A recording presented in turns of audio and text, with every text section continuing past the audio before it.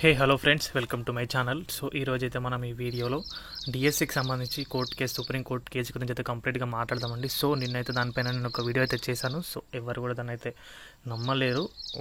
So దానికి సంబంధించి ప్రూఫ్స్తో సహా మీకు ముందుగా తీసుకొచ్చానని ఇక్కడ చూడొచ్చు. ఈనాడు పేపర్లో వచ్చేసి మెగా డిఎస్సిపై వ్యాజ్యాన్ని కొట్టేసిన సుప్రీంకోర్టు అని చెప్పేసి ఆర్టికల్ అయితే ప్రచురించారు. సో ఇక్కడ చూడొచ్చు, ఏపీ ప్రభుత్వం నిర్వహిస్తున్న మెగా డిఎస్సిని సవాల్ చేస్తూ పోసిన ఆనంద్ సాయ్ అనే వ్యక్తి దాఖలు చేసిన రెడ్ పిటిషన్ సుప్రీంకోర్టు అయితే కొట్టేసింది. ఇది కొట్టేయడం అనేది ఇది రెండోసారి.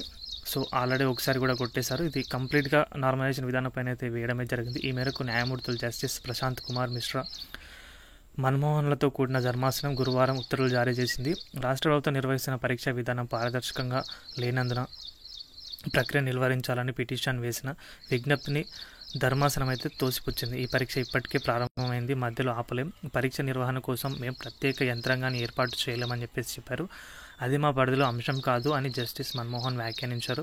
జస్టిస్ ప్రశాంత్ కుమార్ మిశ్రా జోక్యం చేసుకుంటూ పిటిషన్ హైకోర్టును ఆశ్రయించకుండా నేరుగా సుప్రీంకోర్టుకు ఎందుకు వచ్చారని చెప్పేశారు. సో ఇదే విషయాన్ని మొన్నసారి కూడా ఇదే విషయం అయితే చెప్పారు. అందుకు పిటిషనర్ తరపు న్యాయవాది స్పందిస్తూ హైకోర్టు వేసవి సెలవుల కారణంగా ఇక్కడికి వచ్చినట్లు చెప్పారు.